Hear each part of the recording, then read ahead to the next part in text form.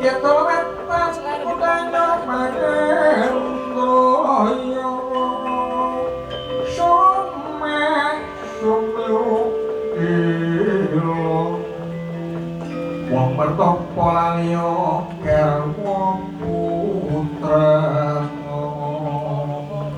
kacaranya nang kiyoe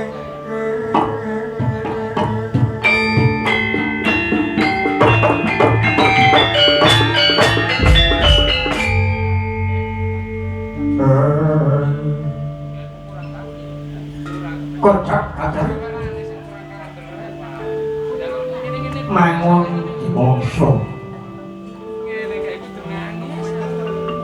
ngolati kuluran Semar ujo hati lampayo arisan mangun bongso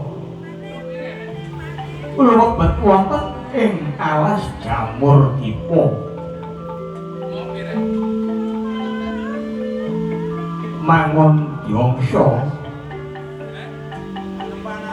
lumebet wonten ing alas jamur dipo ngelati kilurah Semar bujo ngati dumugi wonten tengahing alas jamur dipo wonten mangertos mangun diwangsa mlampah sak panggih-panggih wonten pinanggih kaliyan kilurah Semar bujo hati mlampahing mangun diwangsa wonten mangertos kesandheng watu lumebet wonten ing Sukul Jalatunda kasarot ngantos segara wedul pandiramu ana timu agonmu aku dari sepuramu aduh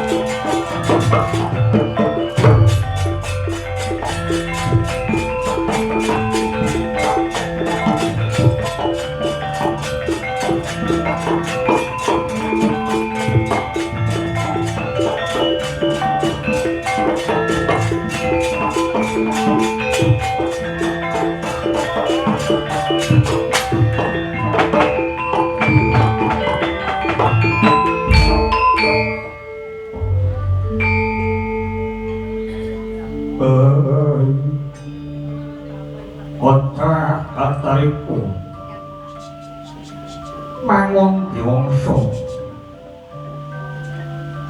kena sayaning Sumur Jalatunda kasrot dumugi wonten segara Ngidil Korombak araganing mangun diwangsa wonten ing teping wiringing segara Ngidil emrih wonten pukulung sandhang pompa buga ningali wonten tengahing segara Ngidil wonten araganing mangun diwangsa ingkang Korombak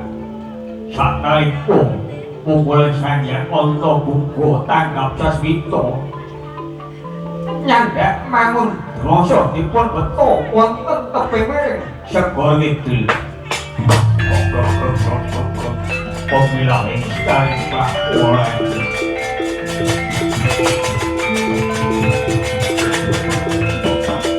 wonten yongso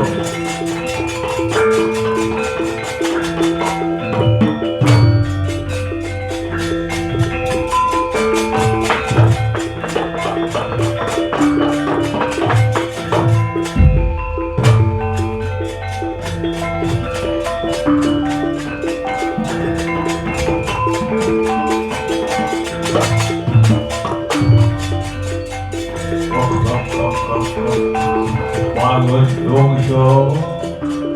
waras-waras keling-kelingi dibangun Tiongso wah kaya Allah iya lelemu aku bebas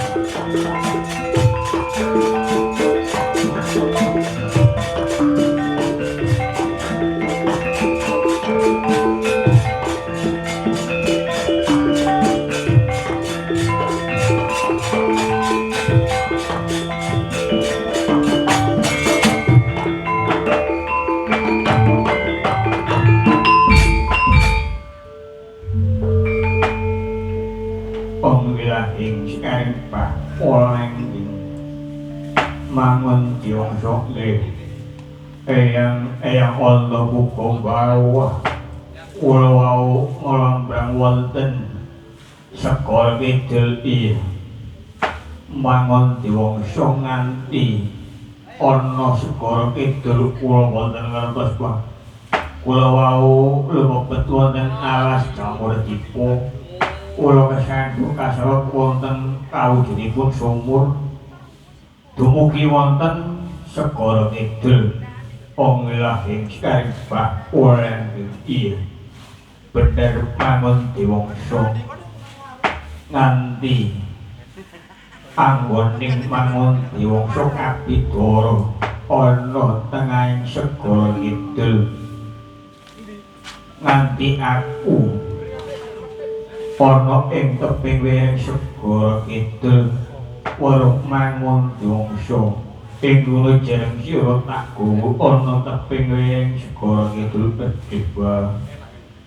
wah eyang onto buka matur nuwun sanget Mbah iya mangun Tiongso anggonmu nganti ana sajroning alas jamur dipo ana wigati apa Bagong inggih Mbah kula wau madosi Mandila Rama wonten alas wonten pinanggih kalih Mandila Rama iya Bagong nanging aku ngerti apa kang dadi susah penggalih mangun Tiongso ing wungu anggone mangun Tiongso arep duweni gawe inggih bales kula mriku dipun tedhi kalih yuga kula besut badhe ngersakaken yuganipun pukulung Bathara Narada wonten kayangan Sundha Pangudal ingkang putrinipun ingkang asma Betari Sri Anglung pangwilah ing Pak Ulang iya Bagong aku ngerteni apa kang dadi kekarepanmu tak rewang-rewangi jeneng sira bakalan iso digawe beset Palakrama oleh marang putraning Pukulun Bathara Narada lah menika caranipun kados pundi Mbah wis manjika ana pucuk buntutku mengko bakal ngarteni nggih nuwun sewu Mbah kula lak nggih wujud kelingaken panggilah ing sekaring Pak Ulang iya mengko ngerteni apa kang dadi kekarepaning mangun Tiongso Mbah wonten ana kawujudaning busana punuten ana ing sajroning tepi wiring segara kidul ana pinggiring watu Bagong wonten pundi ana nggih nuwun sewu Mbah iya mangun Tiongso wis weruh mangun Tiongso nggih sing celake watu niki Mbah iya mangun Tiongso opo Bagong wadah wah kula wau madhet wonten kresing iya lah liwau celake watu kula pendhet opo Bagong dilaleh tiyang sing jake Mbah sapa Bagong tiyang sepuh kula duduk tak kena. Iku panggonane panjak tenong Bagong. Nggih, menawa Wenedaya iki makene niku wae. Keliru Bagong, dudu iku sebelah lho tawah kae.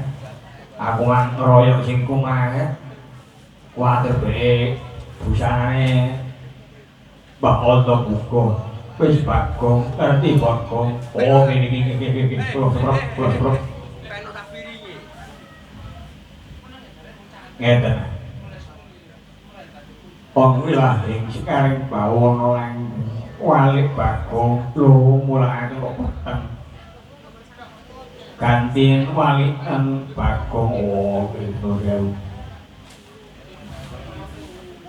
Wah, kok dikopas mawon ngeten, Pak. Iya Bagong kaki. Kaya ngopo.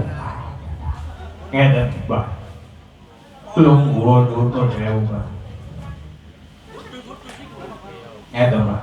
Ojo kaya ngono Bagong. Ora pantes sapa kang sejatimu wadah ngelingi ngeten iki, Pak. Ya iki. Pujitan wadah dakel yang sabar ngeten, Pak. Iya Bagong ing kono jeneng sira gawe busananing kaya wong tanah sabrang. Anane Bagong mangun diwangsa jenengmu aja Bagong sinten tak jenengno Prabu Surabalewu Surawani Balewu gablek wadah cocok-cocok nanging suaramu aja kaya ngono Bagong lah kados pundi leremu saketara Bagong bakal tak ganti suaramu kaya wong tanah sabrang bumi mayu kaki Bagong swara Bagong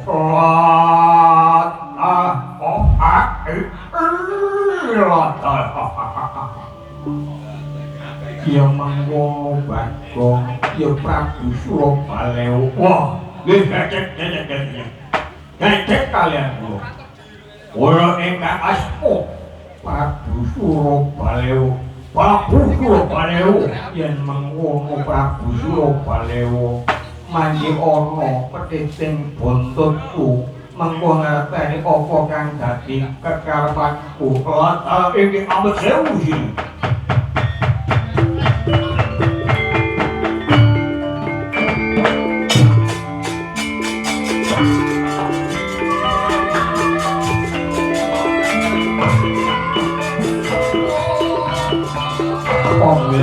Sekarang Pak orang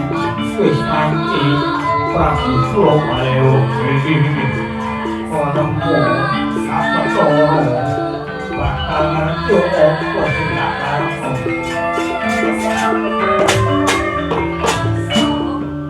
waktu Prabu Surabalewu ingkang sampun wonten ujug penetipun wonten ing kula saya Anta Buga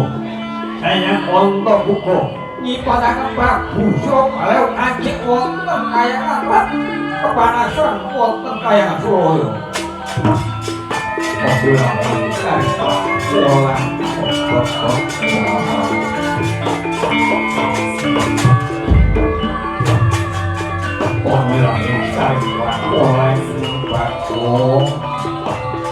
Prabu Surabalewu sing ati-ati kok wilayah kaya orang kok.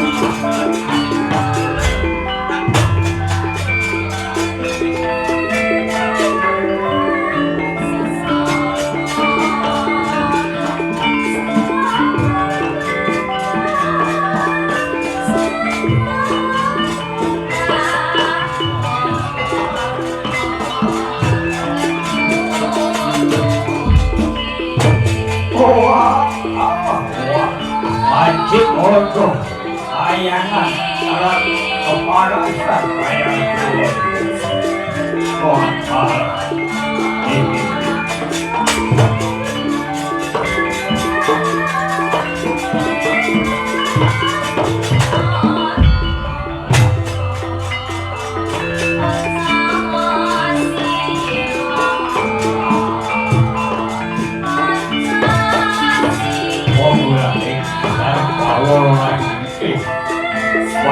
banyak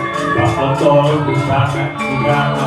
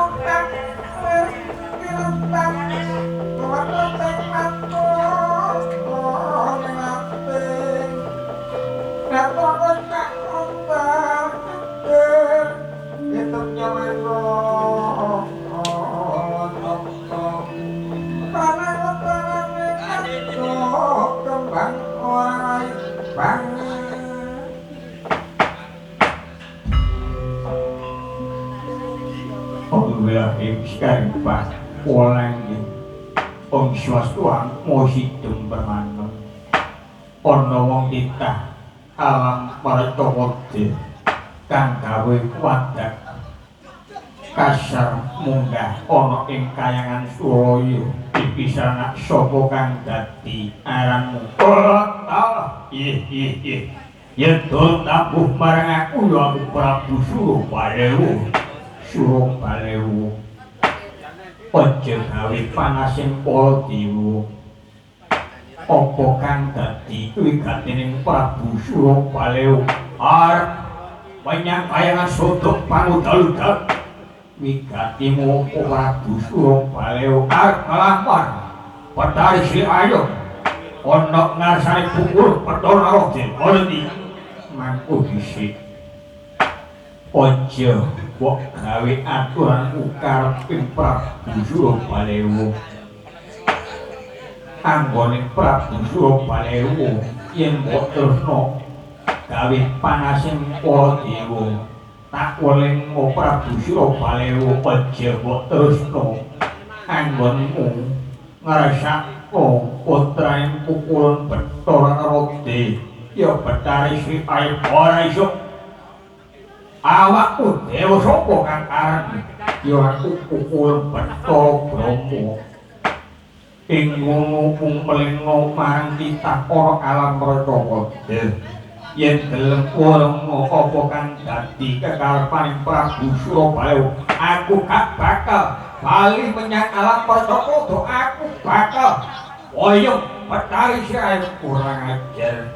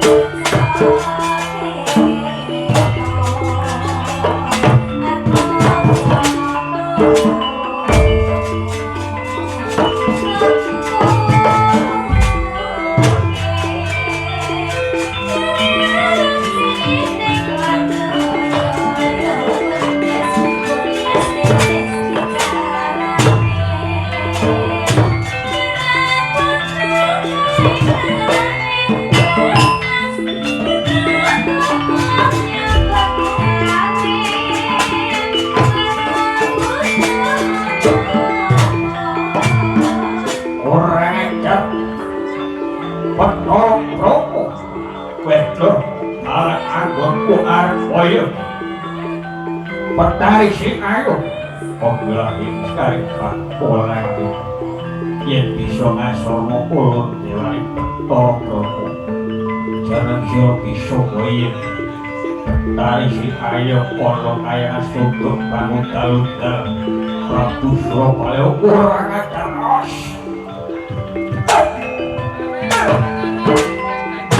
Orang